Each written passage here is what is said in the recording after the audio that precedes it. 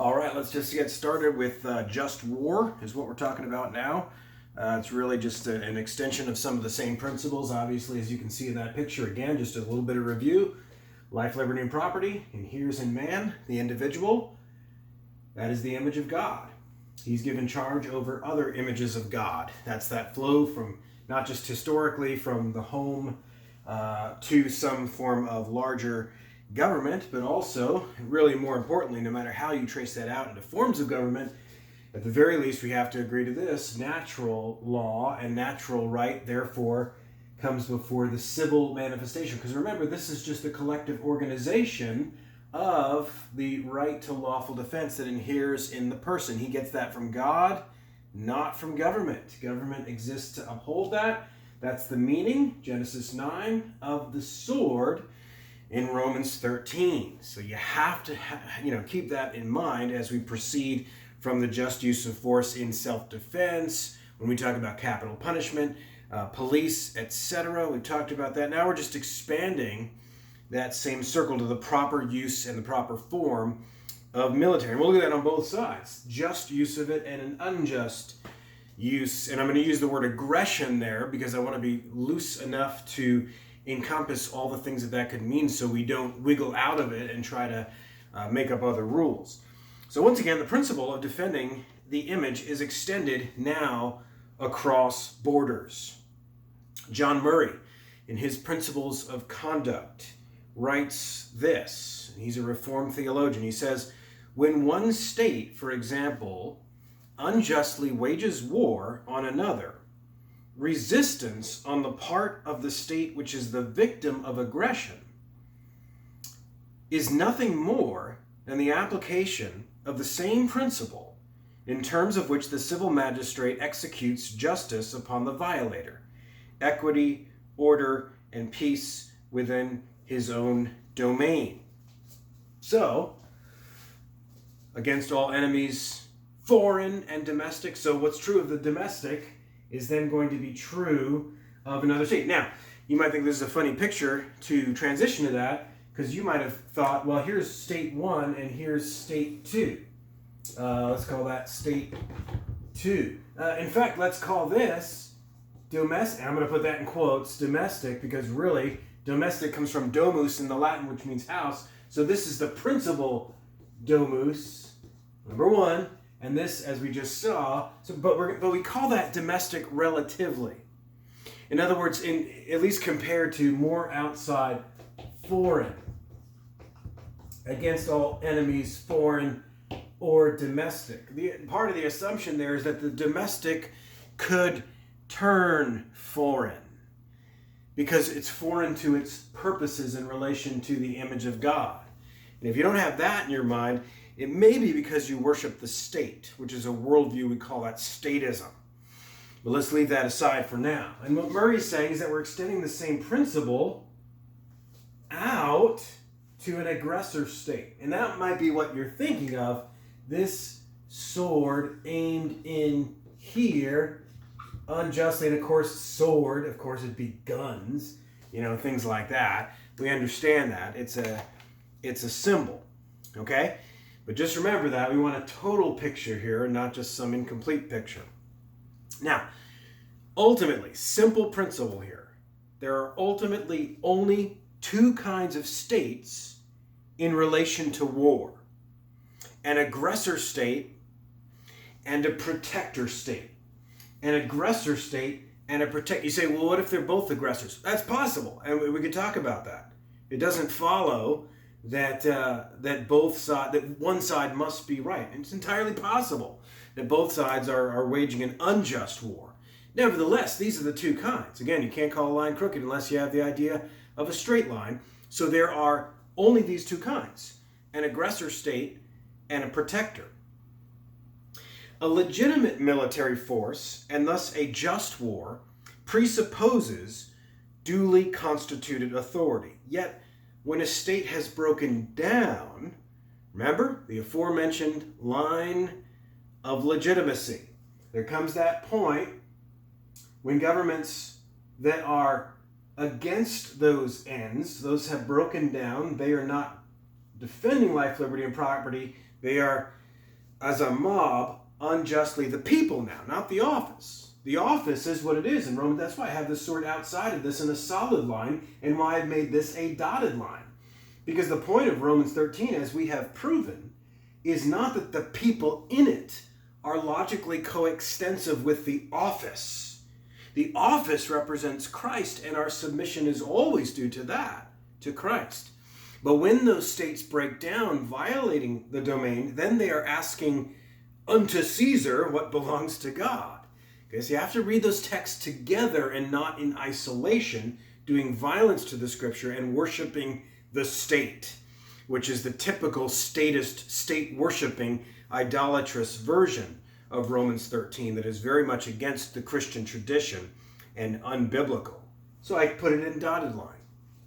Okay? So that line of legitimacy, a state can break down, and those people in it are now a mob and a foreign aggressor. Okay? In such a case, the individual right to lawful defense, which is free to organize into a collective organization, that right is retained to them. If a bunch of people fool you and jump into a seat and put a Burger King crown on top of their head and start waving around a sword, that's not legitimate authority, even if you're dumb enough to think it is. That doesn't change God's duty and definitions on the image of God. Okay? Crucially important that we don't fall into a violent, bloodthirsty relativism here. The armies of Israel, for example, were not recognized by the nations of Canaan on account of their being a nation. God did not command them to take that land and displace those Moloch worshippers on the basis of majority vote of Canaanite state worshippers. Likewise, the band of David's men were not recognized by the tribes of Israel as Saul still lived and reigned, or even after, until David was recognized at Hebron in 2 Samuel 5, and yet he still led his army in legitimate self-defense. You see, a state that breaks down in this sense is an aggressor state. There's only two kinds: the protectorate of the image of God, or else an aggressor. Egypt in our first example, and Saul's army in our second example. Or the Canaanites in the first example, but it doesn't matter. But starting out, Egypt and Saul's armies were both aggressor states, so that newly constituted Israel under Moses and newly constituted Israel under David were both protectorates, whose legitimacy was derived in divine law from that same principle of nature, that law of the right of the individual, the image of God, to lawful defense, which was now organized. And to that extent, the collective is legitimate. Beyond that, as it commits violence, it's no different than an individual murderer or an individual thief, you see? Okay, let's move on to some application here. Just want to start you off simple there. And by the way, I anticipate the objection. You just gave examples from the Old Testament theocracy. I've got resources that talk about the three uses of the law and the three forms of the law, but suffice it to say, the moral law is logically coextensive in terms of its substance with the natural law. See Romans 2, 14 and 15. Paul says that the same thing that God requires of the Jews in the law, the Gentiles have that same thing written on their heart. Well, how can you tell in the Old Testament law? Great question. The answer is what's called the general equity principle. There are some things in the civil laws of Israel or in the examples as you're going through the narrative which apply to all people at all times. How do you know? Great question. It's because of the image of God. You see, the ceremonial law of Israel was priest-shaped. God made that law Israel-shaped because he was making a nation of priests for a ceremony that would lead up to Christ. What about the image of God? Those are all those laws that never changed from the original creation. Israel is at the very least still human, and therefore they have laws to men as men, not men as priests. That's the moral law. It's not cherry picking, it's not arbitrary. See those resources. You just don't have a leg to stand on. The Reformed tradition, the late medieval tradition, the Christian tradition as a whole has spoken on this matter, but you don't know your Bible because you live in the modern world and you think everybody before you is just an idiot until you and your smart friends showed up, and now you do know your Bible even though you don't read it. So no, no, and no, that's the moral law, and there's a good argument for it. Let's move on. Does it follow that there must be a national defense, particularly an imperial one. Okay? Well, one libertarian theorist, sort of an Austrian, sort of the they go by many names, but someone that came after Mises, we've mentioned him in passing, Hans Hermann Hoppe, he asked about, there's a lot of different ways you can frame this make this point. And I'm not necessarily endorsing all this, because sometimes you get into privately contracted militaries and police forces and stuff like that. We're not going that far. So whatever you think about that, that's off the table. We're just starting small. But he asked the question about 9/11. So almost 20 years ago now. He says, how is it possible that men armed with no more than box cutters could inflict the terrible damage that they did? Obviously, this was possible only because the government prohibited airlines and pilots from protecting their own property by force of arms, thus rendering every commercial airline vulnerable and unprotected against hijackers. A $50 pistol in the cockpit would have done what 400 billion in the hands of government were unable to do. That 400 billion that he refers to is the annual expenditures on the national defense, at least at that time. And so likewise with the, whatever kind of gun you want to advocate for. The point is this. The premise that, here he puts it in economic terms, and I think it's a good starting way to look at it. But there's two premises that people on the right tend to work with, and they come into conflict with each other. And when they do, we choose the stronger pleasure, so to speak. The premise that monopolies are bad. That's one premise, that monopolies are bad. And we advocate the free market for dealing with that. Those on the left do otherwise. But the premise that monopolies are bad due to a higher cost and an inferior product, market forces having been neutralized in that case. We're against monopolies because there'd be a higher cost, there'd be an inferior product. Okay, but we understand that, as we've talked about before, government-enforced ones pour cement on that. There's no getting around that kind of monopoly, so that can't be your answer. But we also have a premise that security, this stuff, personal security, ought to be monopolized, made more effective, by a central state. Well, these two premises are obviously incompatible with each other. And what Hoppe is saying is that the second proposition, not the first, is the one that ought to be rejected. Okay? Now, you can understand that and not. I saw a comment post the other day. Well, what do you want? Only the rich people to have access to personal security? And certainly that's one fear. Here's another, by the way. The more you decentralize military. But if you decentralize military, don't you then empower? There's no more check in the world. China and Russia, how do you deal with that? We're going to come back to that. It's a great question, but we're going to show how the shoe is on the other foot there. Okay? That with the decentralization of power, privatization of at least building and contracting military goods, you can then talk about cooperatives. For example, a confederacy of sort, we'll come back to that. But you can make an argument that that's actually more efficient in terms of cost, more in terms of guarding personal security and liberty in your borders, and you don't lose anything, and actually you gain things that you're not thinking of in terms of your keeping a stalemate in world power. We'll come back to that. But going back to our original principles here, the subjugation of a people group against their will is always an improper use. So whatever the proper use of security, and certainly it starts here, whatever else you want to achieve in terms of balancing world power, or knocking out terrorism, or whatever it is, certainly we have to agree that the subjugation of a people group against their will, against the democratic principle, if you will, is an improper use. In his book, Liberalism, and using that in the classical way, Ludwig von Mises explains, quote, "Whenever the inhabitants of a particular territory, whether it be a single village, a whole district, or a series of adjacent districts, make it known by a freely conducted plebiscite that they no longer wish to remain united to the state to which they belong at the time, their wishes are to be respected and complied with.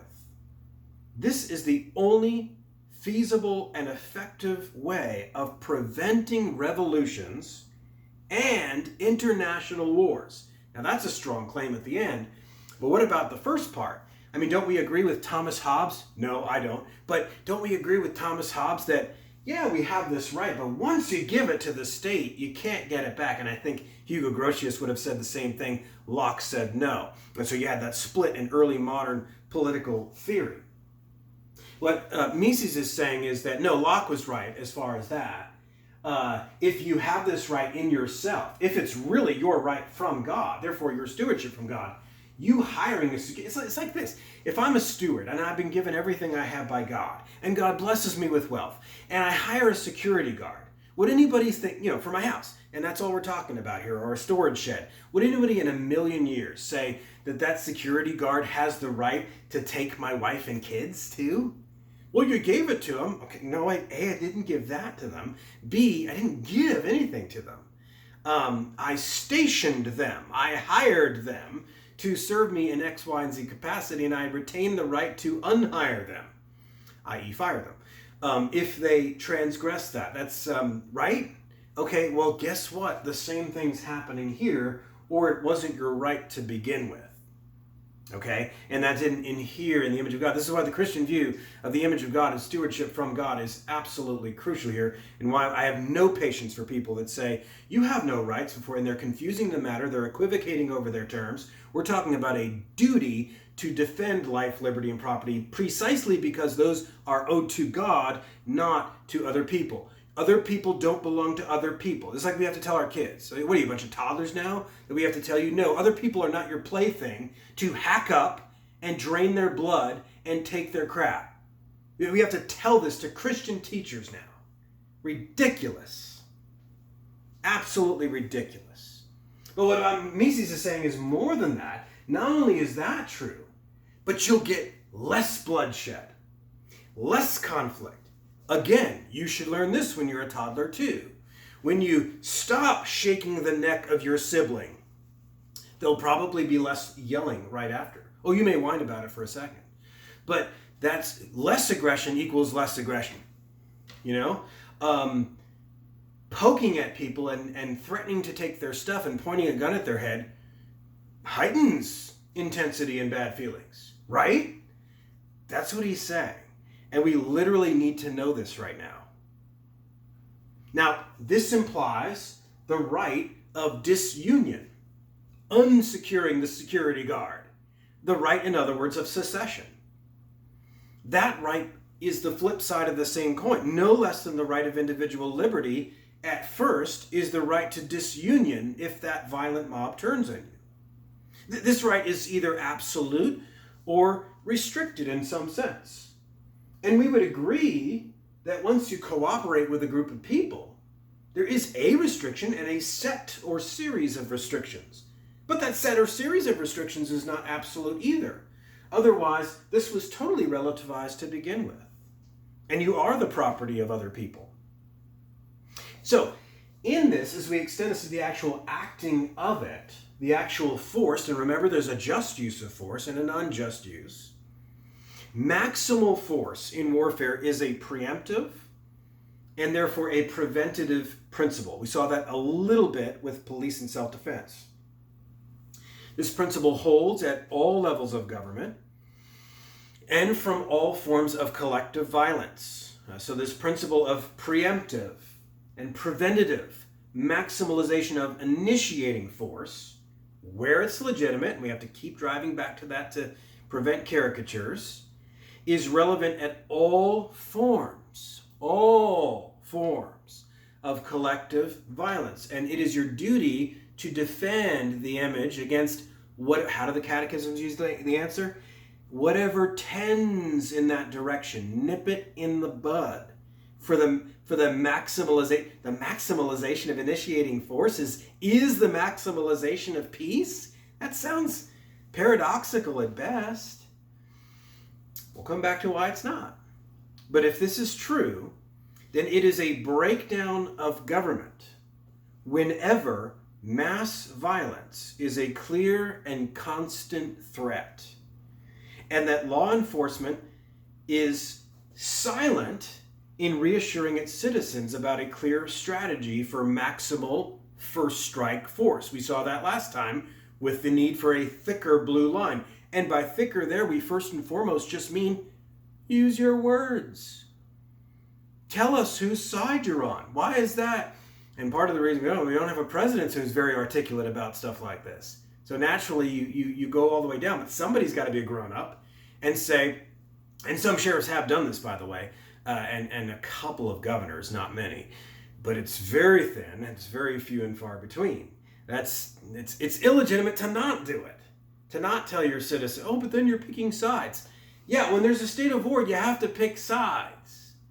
You have to actually, when I'm talking about in your own borders. Otherwise, you're being dishonest, and the legitimacy of your government, which does have a subjective element, when you're not telling your people whether or not you're actually a Nazi. That's fairly important in terms of legitimacy. That's need to know basis right there. Okay? Now, democracy. I said there's a democratic principle, lowercase d, in that sense. And all I meant by that is there. But democracy as a form of government is an absolute disaster for this reason too. We've talked about some other reasons. It's inherently violent in terms of its epistemology of morality.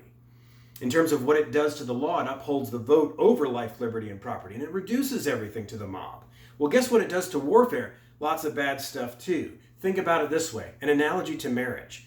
Do you want a divided marriage? No. Do you want a two-headed monster in business or anything else like that? No. Why? You know why. It's because of that natural law principle that was repeated by Jesus in Matthew 12:25. No city or house divided against itself will stand. Now, representative government can work in a country that has a common culture, that has some basic things in common, like, hey, when the brown shirts with the red armbands start coming against us, whatever else we have in our differences, we should at least stop that from killing a bunch of people. But now we don't have that. When you have a basic disagreement at that level, democracy is an absolute disaster for warfare. It will absolutely guarantee that you will get smoked, and that if you were in power at one time in the world, you will quickly lose that. Forget about going to war. Hey, should we go to war with China right now? Pretty bad idea when your leadership could change in a couple of weeks and you'll have troops committed onto a battlefield that guy's actually working for the other side, like happened in Vietnam. Oops, I said it. And so that's part of the problem here, okay? So the analogy to a divided marriage, if you get stuck there, do I want a two-headed monster? No. China and Russia have surpassed us militarily, largely for that reason. It wasn't just because we sold military secrets to them, as the Clinton administration did for lots of money and stuff like that. It's more than that. It's the fact that we have a democracy and they don't. I don't want to have their form of government, whether it's an oligarchy or, that kind of thing going on behind the scenes with Putin, or whether it's a communist regime that sucks up capitalism and uses capitalism to their advantage, but essentially is a command authoritarian government. Do I want that? No, but I'll tell you what, their militaries are in good shape because of it and will continue to surpass us if we don't get this straight. If we don't get what straight? The decentralization principle. You need decentralization so that you can have a one-headed thing. But then they'll have to cooperate. It's better than the two-headed monster. So we'll talk about advantages to decentralized power, to a confederacy of groups that can voluntarily come together to fight a particular... By the way, you do that now, and that's why they're called allied powers. That didn't stop them from defeating Hitler, right? Think about that for a second. Okay, so the shoe's on the other foot here. You need a one way, one culture with one purpose fighting wars that can band together with others if they so choose against another military power.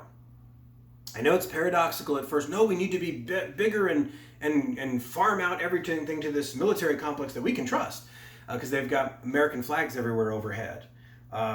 Yeah, that's why you're going to get smoked because of ideas like that. Just war. Let's talk about just war really briefly. This isn't a class on it, and so we're going to avoid the temptation to draw out examples from history, and I'll mention a couple. But just war. There was a Christian tradition of this. There were theorists in the early modern world, scholastics like Suarez or Hugo Grotius, most famously, developing this idea of law that really informed what became the Genevan Convention eventually in the 19th century and so forth. All sorts of things to say about that, but they were attempting to deal with the rise of the modern national state. And so a lot of their ideas were restricted to that idea. The fact that wars exist was a given. It was a presupposition that they just assumed, took for granted. The question was how to mitigate their evils given the progress of civil society, given the fact that we're moving toward nationalism and internationalism, and that idea can falsely lead to the other. But their two most uncontroversial principles were, number one, it's always unjust to target civilians, right? Can we agree to that? It's always unjust to... They can't agree to that, by the way. They'll say they can, but they are right now targeting civilians. That's why we're having this conversation. But those thinking that the war is just should alone be subject to its terrible consequences. That's the idea. To unnecessarily involve non-combatants puts one immediately in the aggressor state. Remember that? Aggressor, protectorate. If you violate that basic principle of just war, then you are, by definition, an aggressor. You're just violating people that had nothing to do with that, right? Well, sometimes to make an omelet, you have to break a few eggs. Nobody says that in their out loud voice, but that's kind of the thinking. But the second basic principle that came out of their reflections was, and it's an extension, it's a larger species of the same, you also shouldn't do that to neutral nations. If you shouldn't do that to non-combatants on the individual level, you also shouldn't do it to non-combatants on the group level, right? So it's the same concept applied to the group, however large. Another sort of libertarian theorist in the 20th century, Murray Rothbard, said this way, quote, "A just war exists when a people tries to ward off the threat of coercive domination by another people, or to overthrow an already existing domination." Wait a minute, already existing? Yeah, if home invaders are at your front door and they're there to kill you and raise their gun, do you have a right to defend yourself? Oh, sure, yeah. Okay, what if the same group of home invaders got inside somehow because you left the door open? Do you still have the same right? Well, yeah. What if they were there for 30 minutes because you were sleeping? Still have the same right? Yeah, what are you doing? Apparently knocking on your head to see if there's any brain cells. That's what I'm doing. If you have that right yesterday, do you still have the right today? Yeah.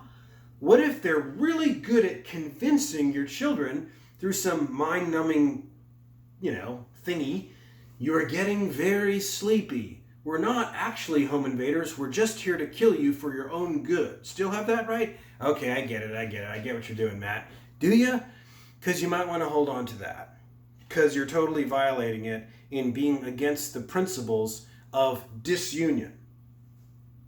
A war is unjust, Rothbard says, on the other hand, when a people try to impose domination on another people or try to retain an already existing coercive rule over them. End quote.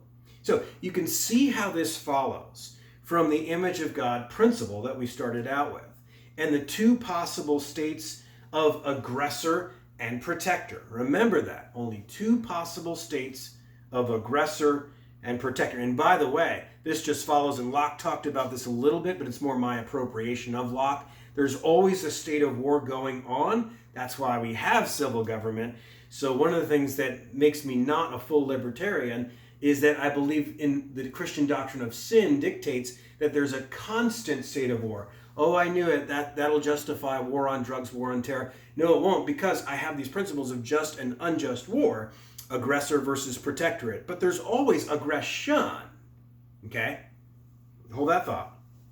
But this principle can seem most uncontroversial until one realizes that Rothbard is inferring from this that there were only two wars fought by the United States that actually met this criteria.